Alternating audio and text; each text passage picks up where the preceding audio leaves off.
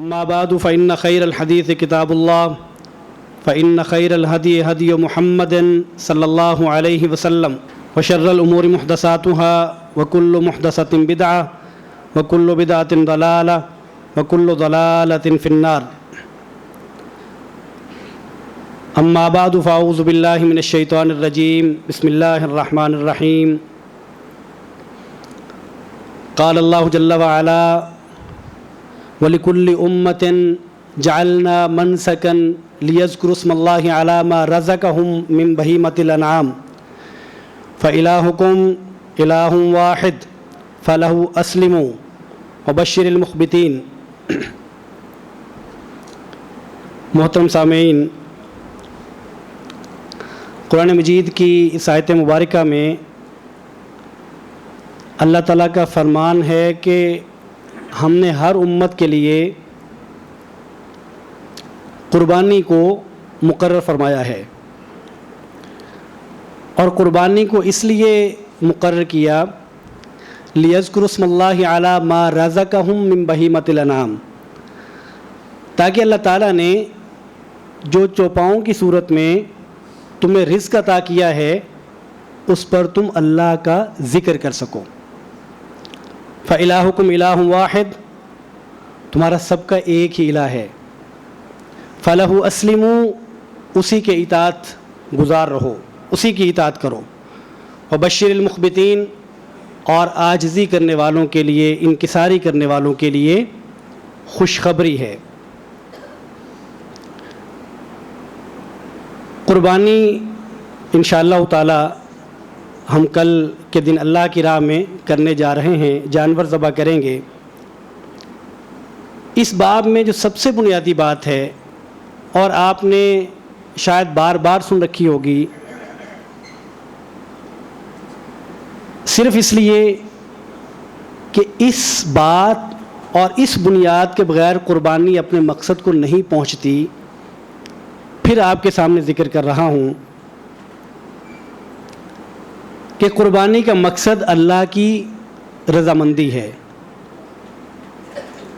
قربانی کرتے ہوئے نیتوں کا درست ہونا بنیادی چیز ہے. سب سے بنیادی بات نیت کا درست ہونا ہے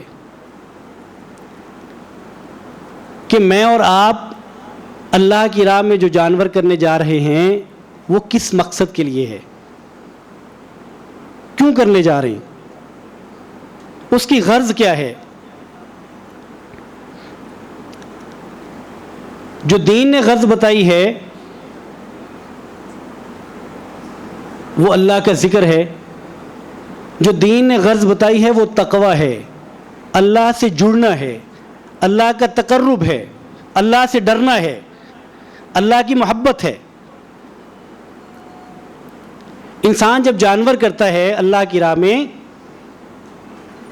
تو گویا کہ یہ آمادگی ہوتی ہے اس بات پہ کہ اے اللہ، میرے سے تو جیسی قربانی مانگے،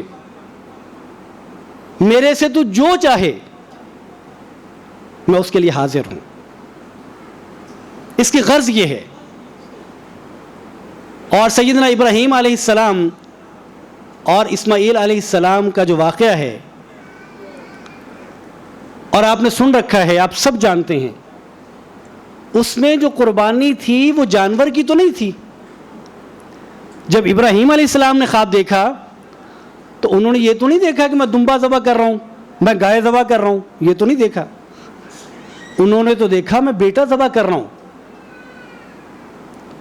اور ابراہیم علیہ السلام گویا اللہ کی راہ میں بیٹا قربان کرنے کو تیار ہوئے. اور اسماعیل علیہ السلام ذبح ہونے کو تیار ہوئے. یا ابت افعل ما تؤمر، ذبح ہونے کو تیار ہوئے. یہ واقعہ بنیاد ہے قربانی کی. اور یہ واقعہ کیا ہے؟ باپ کا بیٹے کو اللہ کی راہ میں قربان کرنے جانا، یہ واقعہ ہے. یہ واقعہ ہمیں یہ بتاتا ہے کہ قربانی کی غرض یہ ہے کہ اللہ کے لیے اپنی محبوب سے محبوب تر چیز کو چھوڑ دینا، اللہ کے لیے ہر وہ چیز جس سے بے انتہا محبت ہو اس کو قربان کر دینا، اللہ کے لیے اپنی خواہشات انسان سے جو نہیں چھوٹ پاتی، جو نہیں چھوڑ پاتا، جانتا ہے، سمجھتا ہے کہ یہ اللہ کی نافرمانی ہے، سمجھتا ہے کہ یہ درست نہیں ہے، جانتا ہے کہ یہ زیادتی ہے، معلوم ہے کہ خالق کی اتنی نعمتیں ہیں، کتنی نعمتیں ہیں، بہت ساری چیزوں کو تو ہم نعمت جانتے ہی نہیں ہیں۔ میں آپ کے سامنے کھڑا ہوں، آپ سب میرے سامنے بیٹھے ہیں، میں اور آپ اپنے جسم پہ غور کریں، آنکھ میری سلامت ہے، زبان میری سلامت ہے، شعور میرا کام کرتا ہے، میں صحیح سلامت آپ کے سامنے کھڑا ہوں، آپ اللہ کی توفیق سے الحمدللہ سارے صحیح سلامت ہیں، یہ اللہ کی بہت بڑی نعمت ہے۔ سیدہ عائشہ رضی اللہ تعالی عنہا، وہاں بستی میں جب کوئی بچہ پیدا ہوتا اور سیدہ عائشہ کو اطلاع ملتی تو وہ یہ نہیں پوچھا کرتی تھی کہ بیٹا ہے کہ بیٹی ہے، وہ یہ پوچھتی کہ بچہ اور والدہ سلامت ہیں، یا بچہ جو پیدا ہوا ہے وہ سلامت اعضاء کے ساتھ پیدا ہوا ہے؟ اگر بتایا جاتا ہے کہ سلامت اعضاء کے ساتھ ہے تو کہتی الحمدللہ، اس پہ اللہ کا شکر ادا کرتی۔ یہ اللہ کی نعمت ہے جو صحیح اعضاء کے ساتھ ہم چلتے پھرتے ہیں، پورے اعضاء ہیں، اور بے شمار اللہ کی نعمتیں ہیں۔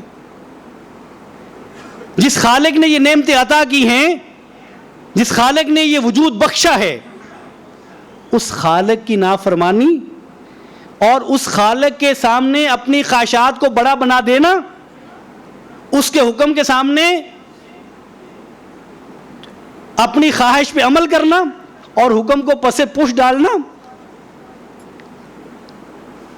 اس کو بدلنا، اس عادت کو ختم کرنا، رویوں میں تبدیلی لانا، یہ قربانی کی غرض ہے کہ ایک طرف اللہ کا حکم ہو اور ایک طرف میری خواہش ہو، تو میں نے کیا کرنا ہے؟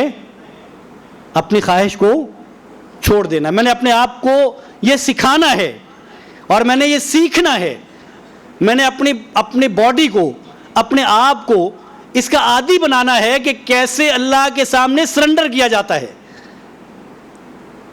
کیسے اللہ کے حکم کو برتری دی جاتی ہے، کیسے اللہ کے مقابلے میں دنیا جہان کی ہر چیز کو چھوٹا بنا دیا جاتا ہے۔ یہ سکھاتی ہے قربانی۔ قربانی کی غرض یہ ہے، قربانی کا مقصد یہ ہے، اور یہی وہ بات ہے جو قرآن مجید نے جس کا ذکر کیا کہ لن ینال اللہ لحومها ولا دماؤها ولکن ینالہ التقوی منکم، کہ اللہ تعالیٰ کو تمہاری قربانیوں کے خون اور گوشت تو نہیں پہنچتا۔ یعنی اگر اللہ تعالیٰ قربانی میں اس کی مقصدیت یہی ہو کہ ایک جانور لینا ہے، اس کو ذبح کرنا ہے، اس کا گوشت بننا ہے، گوشت کھانا ہے اور تقسیم کرنا ہے، اگر تو غرض یہی تھی تو یہ تو کوئی غرض نہیں ہے، یہ تو کوئی مقصد نہیں ہے۔ یہ تو بالکل اسی طرح کی بات ہے کہ میں یہاں آیا ہوں، اللہ نے مجھے پیدا کر دیا ہے اور میں بڑا ہوتا ہوں، میں کماتا ہوں، میں کھاتا ہوں، میں انجوائے کرتا ہوں، آسائشیں آتی ہیں اور میں زندگی بسر کرتا ہوں اور میں مر جاتا ہوں۔ یعنی کیا یہ مقصد ہے؟ انسان کا یہ مقصد ہے کہ وہ پیدا ہو اور وہ جوانی حاصل کرے اور وہ پیسہ بہت سارا حاصل کرے اور آسائشیں حاصل کرے اور مر جائے؟ کیا یہ مقصد ہو سکتا ہے؟ نہیں، یہ مقصد نہیں ہے۔ یہاں بھی یہ مقصد نہیں ہے۔ مقصد اللہ کی رضامندی ہے۔ اس وجود کو جو اللہ نے اس دنیا میں اللہ تعالیٰ لے کے آئے ہیں اور مجھے جو وجود بخشا ہے، جو آپ کو بخشا ہے، اس کا مقصد امتحان ہے، اللہ کی رضامندی ہے، اللہ کی عبادت ہے۔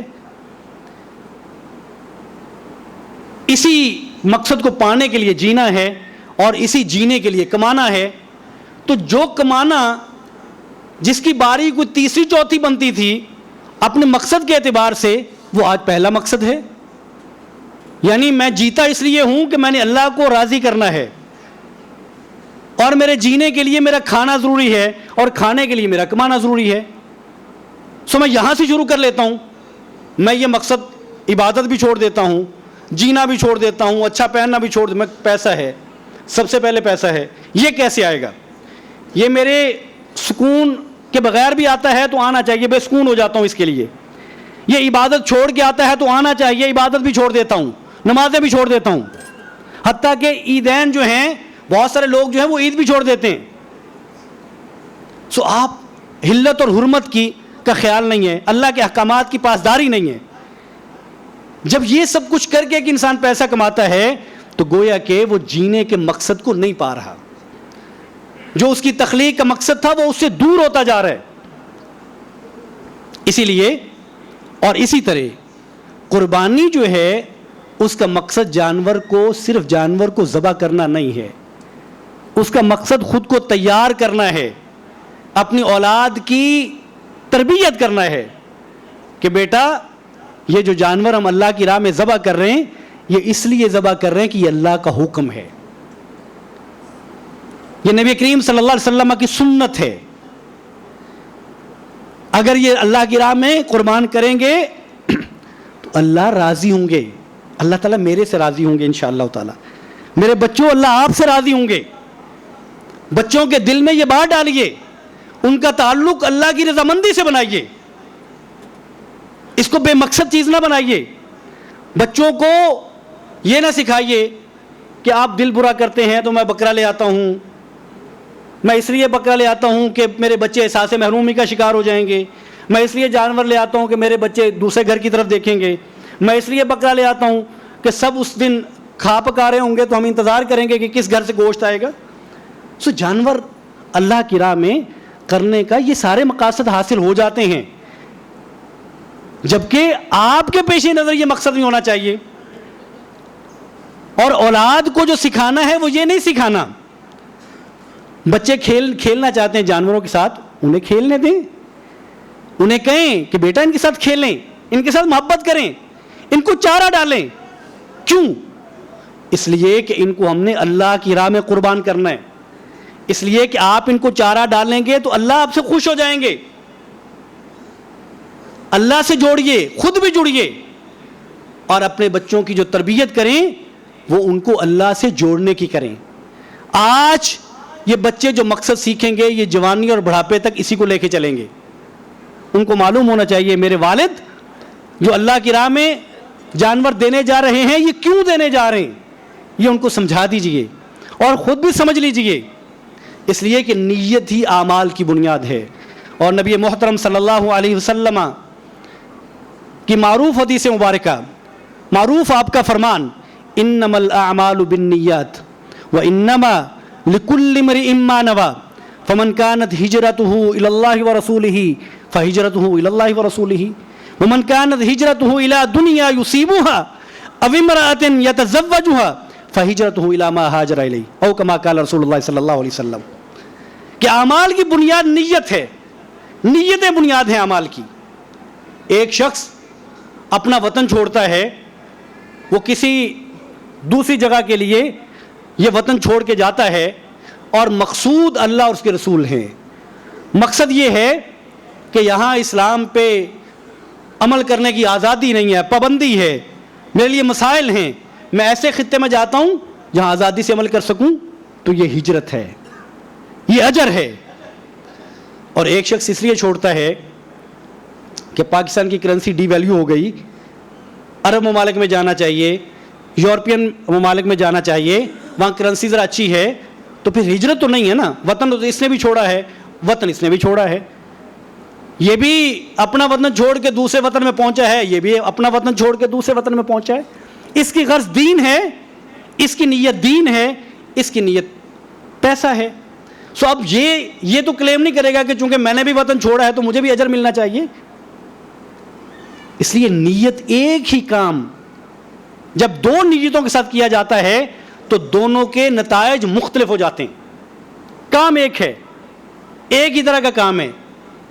دو شخص ایک ہی ملک کو چھوڑ کے دوسرے ملک چلے جاتے ہیں, نیتیں مختلف ہونے کی وجہ سے ان کے نتائج مختلف آتے ہیں.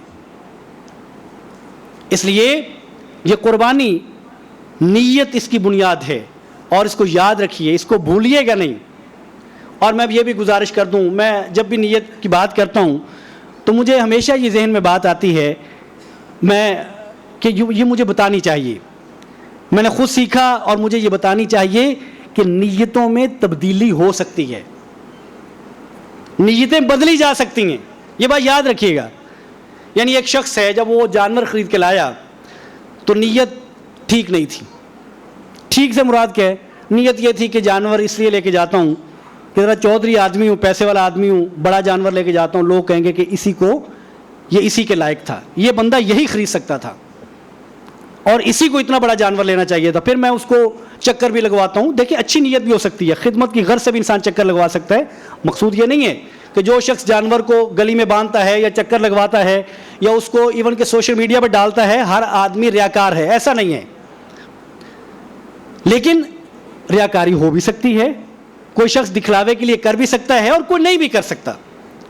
اگر ایک شخص جب اس نے یہ عمل کیا, جب وہ جانور خرید کے لایا اور اس وقت اس کی نیت یہ تھی کہ یہ دکھانے کے لیے ہے, یہ اپنے آپ کو ذرا بڑا ثابت کرنے کے لیے ہے, یا اللہ کے علاوہ کوئی بھی نیت تھی, پھر بیٹھے بٹھائے 1 دن بعد, 2 دن بعد, 4 دن بعد اس نے سوچا کہ نہیں یہ تو غلط ہو گیا, یہ تو اللہ ہی کے لیے ہونا چاہیے تھا, یا اس نے بات سن لی کسی سے تو اس نے کہا یہ تو گناہ کی بات ہو جائے گی.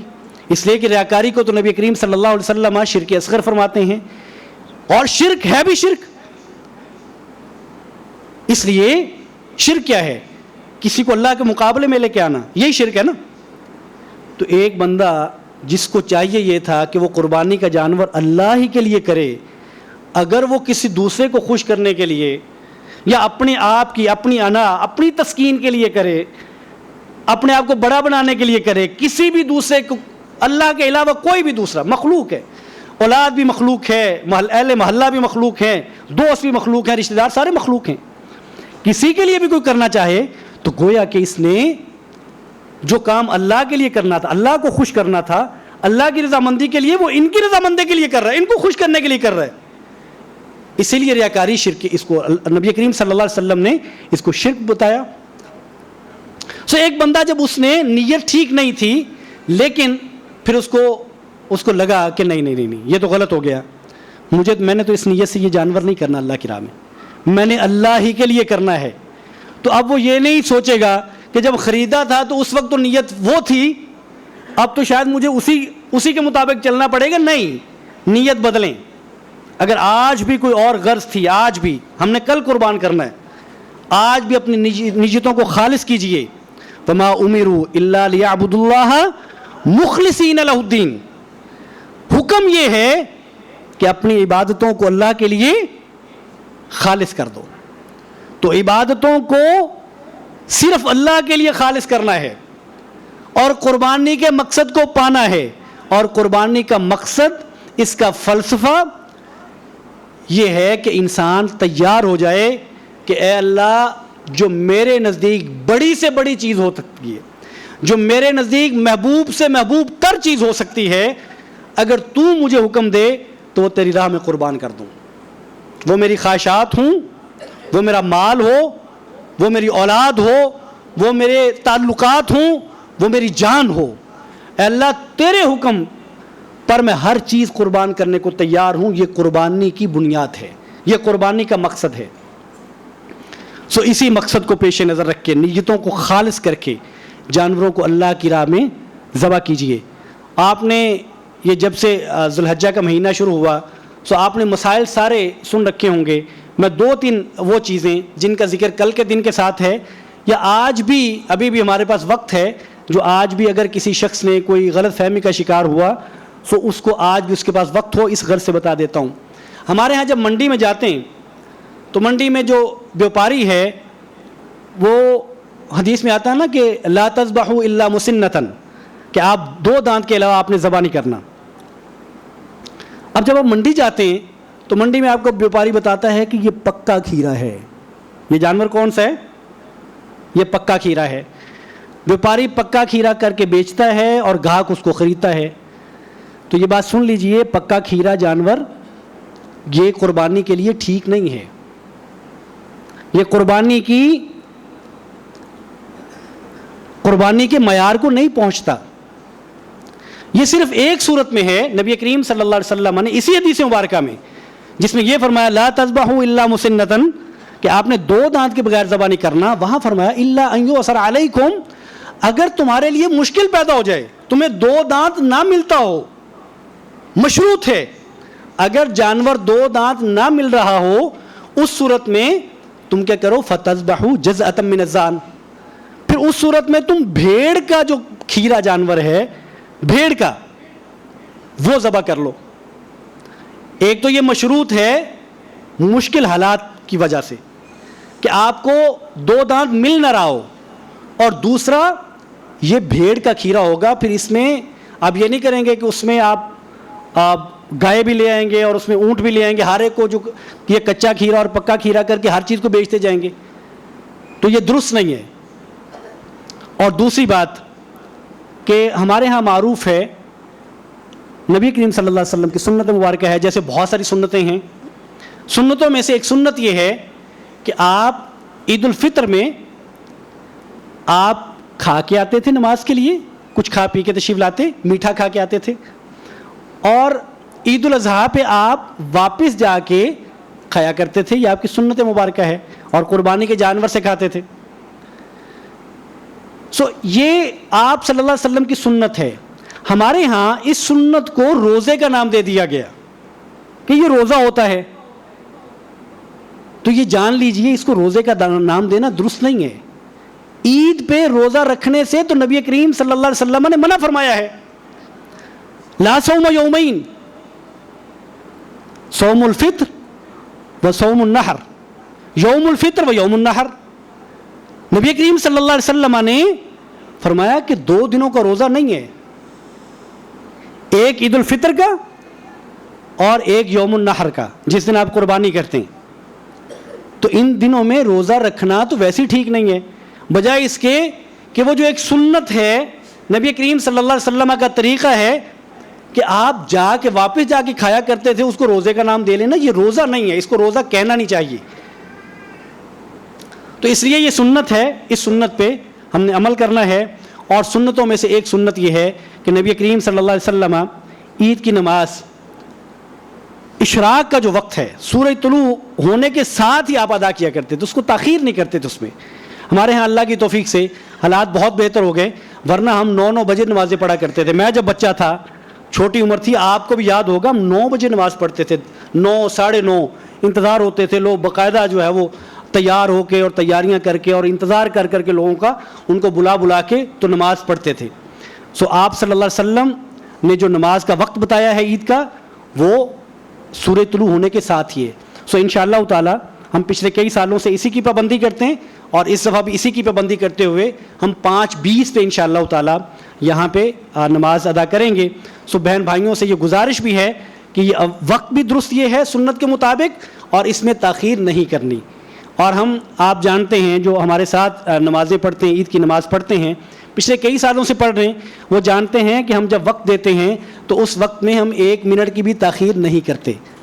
इसलिए नहीं करते कि वक्त की पाबंदी भी है और ये अफजल वक्त भी है। उसमें आप बहन भाई सब जो है वो वक्त पे तशरीफ़ लाएँ, ताकि हम नमाज ईद भी वक्त पे अदा कर सकें। जुम्मे का वक्त ख़त्म हो गया, मैं जाते जाते अपने उन भाइयों के लिए, उन बहनों के लिए जो आखिर में पहुँचे, ये अर्ज़ कर दूँ कि कुर्बानी सिर्फ़ अल्लाह की राह में जानवर ज़बह करने का नाम नहीं है। कुर्बानी का मकसद ये है, कुर्बानी मुझे और आपको इस बात पे तैयार करने के लिए आती है, ये मैसेज देने आती है, ये याद दिलाने आती है कि आपने अल्लाह का हुक्म जब आ जाए तो अपनी अज़ीज़ से अज़ीज़ तर चीज़ अल्लाह की राह में कुर्बान करने से गुरेज़ नहीं करना, वो जो भी हो।